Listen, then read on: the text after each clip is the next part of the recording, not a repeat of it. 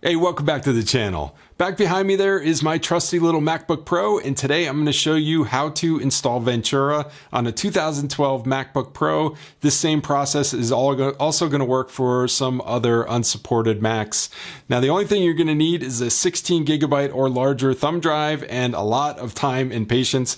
This takes quite a while, but it's not that difficult. On that note, these videos take a really long time for me to put together, the prepping, the testing, the installing, all that stuff. So if you find it useful as you're watching it, please remember to subscribe and hit that notification bell so you get notified when I put out another one. And with that out of the way, let's jump right into this tutorial. All right, so here we are on the Mac desktop, and we are going to upgrade this from Catalina to Ventura, which at the time of this video is the latest version of macOS, but this machine is not officially supported on that version. So we're going to use OpenCore Legacy Patcher to do this. We're on the 13-inch mid-2012 MacBook Pro with the dual-core 2.5 gigahertz i5. I've upgraded the RAM to 16 gigabytes. I also upgraded the hard drive to an SSD. If you have not done that, make sure you do that before you try to do this upgrade. Otherwise, you will not have a good experience. So the first thing we need to do is go out to the OpenCore Legacy Patcher site. I just had it in here for, to get into this quickly for the video, but I'll put the link to this down in the description. Once you're on this main page, just hit Getting Started, download and build macOS installer, and then OpenCore Legacy Patcher Release App. Now, at the time of this video, 0.5.1 is the latest version, so just download whatever is the latest version when you're trying to do this. Just kind of scroll down to the bottom, and you want to get this OpenCore Patcher GUI.app.zip.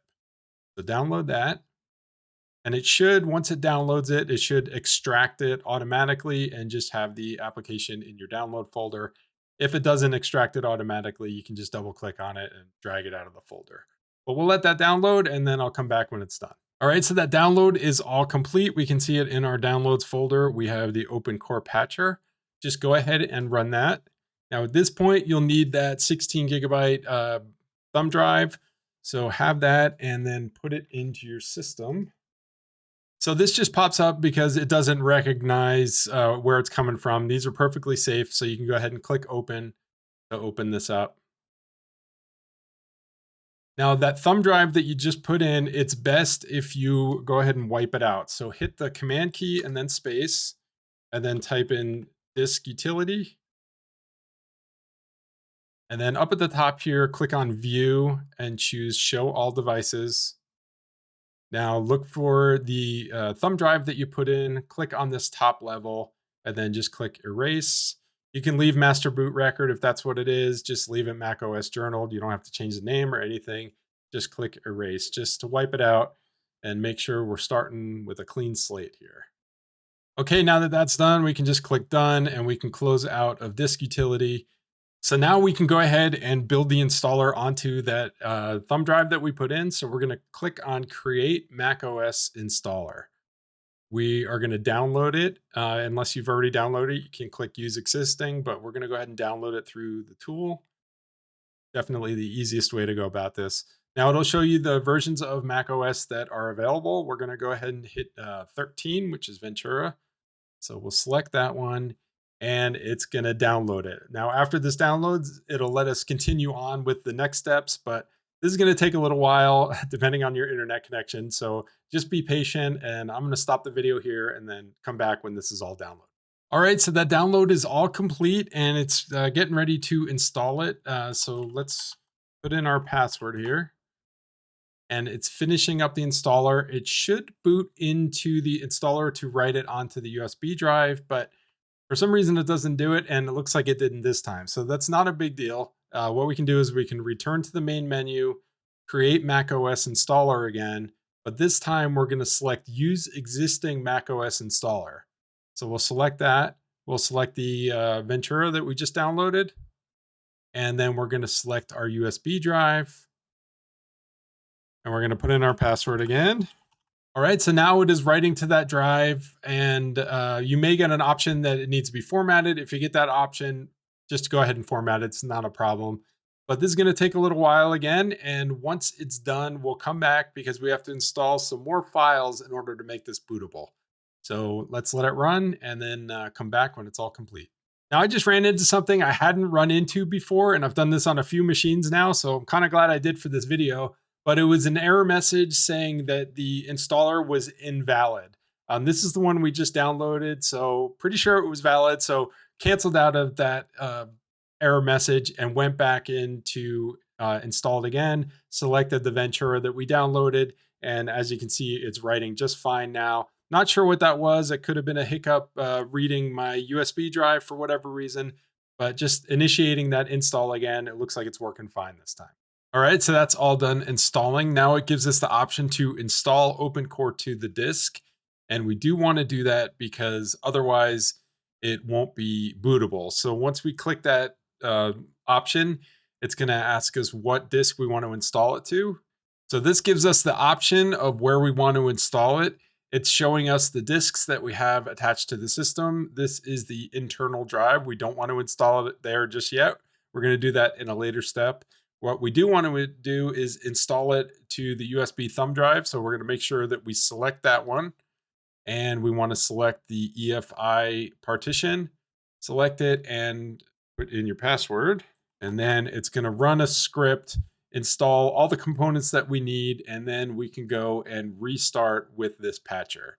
So that just takes a few seconds. As you can see, this is already done, and we are going to reboot. Now, what we're going to do is we're going to reboot holding down the option key, because that's going to give us a boot menu when we restart, and it'll allow us to boot from that thumb drive.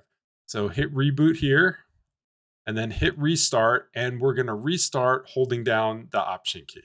All right, so after we restart holding down the option key, it'll bring you to a menu that looks similar to what you're seeing on the screen right now.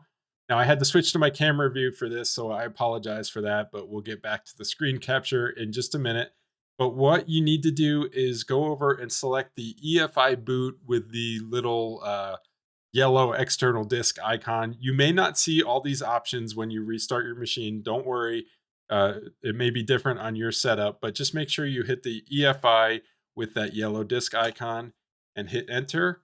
And then what we want to do is we want to install macOS Ventura. Select that. And it's going to boot into the installer. And we're going to go through this just like setting up any other Mac. If you were installing Ventura or any other macOS system natively. All right, so here we are at the macOS install screen, and you have two options to install Ventura on this 2012 MacBook Pro. You can either upgrade your existing installation, or you can completely wipe the drive and do a fresh install. I definitely recommend that you do the fresh install rather than trying to upgrade. There's a lot more potential when you're doing the upgrade, trying to upgrade from a non-patched operating system to a patched operating system. It can work, and people have had a lot of success with it. But personally, for me, I think it's just cleaner to do a fresh install. If you want to just do an upgrade, just go ahead and click on the install Mac OS Ventura and skip ahead a little bit to when we get to the install point.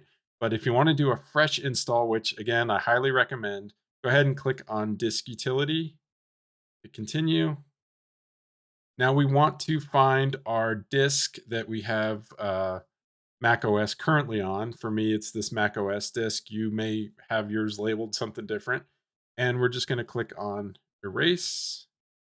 Call it whatever you want and just use the APFS file system and hit erase. That's just going to take a few seconds. And then we're done. So we just wiped our drive. So we're ready to go ahead and install Ventura on it. We're just going to close this down. It'll take us back to that menu and just click on Install macOS Ventura and hit continue. Hit continue again. Click on agree, and then we're going to select the drive that we want to install this on. We're going to select the macOS drive. So this is the one we either just wiped out or that you're wanting to upgrade with, depending on what option you choose. And we're going to hit continue. Now this is going to go through the install. It takes a while on these older machines, even if you upgraded some of the hardware. So just let it go through. And then once it installs, we'll reboot off that thumb drive again. to get into the installer on the hard drive, and we'll install some of the components that'll let you boot off the hard drive. So I'm going to stop the video now and come back when this is complete. All right, so the installation is complete, and when it's done, it's going to bring you to a screen that's similar like this. You may not have all these options again, but the important thing is that we want to select this macOS installer. Now leave the thumb drive installed in there and select this one. The important thing is that we select the option that has the picture of the hard drives on it. So we're going to go ahead and select that, hit enter, and this should bring us into the Mac OS initial setup. So we'll go through these screens, and then it should bring us to our desktop, and we can continue on with the rest of this. All right, so here we are finally at the install screen. It will reboot several times and it might look like it's not working, but just let it go. Eventually you will get to this screen. I think mine restarted 3, maybe 4 times before I got here, but just be patient, let it restart. And then once you get here, it's just gonna be setting this up just like any other Mac. I'm not gonna go through this. This is just setting your region, logging in with your Apple ID if you want, all that kind of stuff. I'm going to skip through this for now and then come back when this is all done, and we'll do the rest of the steps that we need to get this fully working. All right, so we're through that initial setup. We got to our desktop, and after a few seconds, this message popped up. This we definitely want to do. We want to install the open core components onto the hard drive so we don't have to boot from the USB drive anymore. So this is asking, would we like to launch the Open Core Legacy Patcher to install to disk? We're going to hit OK. Yes, we definitely want to do that. We're going to install it to the disk. And then this time we want to install it on the internal drive. We don't want to put it on the thumb drive this time. So make sure you select your internal drive, which for me is this one right here. We're going to select the EFI partition. It should be the only one that shows up in there. Give it a few seconds. Put in their password first. Now that it's all done, it's giving the option to reboot. Let's go ahead and do that. We're going to reboot, take out our thumb drive, and then we'll come back. So here we are back on the desktop, and we should be good to go at this point. There's one more thing I want to check just to make sure everything is updated to the latest components. Go into Finder and out to Applications, and then look for this Open Core Patcher. Double click on that. And what you want to do is look for this post-install root patch. We're going to click on that, and it should say that everything is up to date. But if not, we need to go through and update anything that hasn't been updated yet. So let's click on that.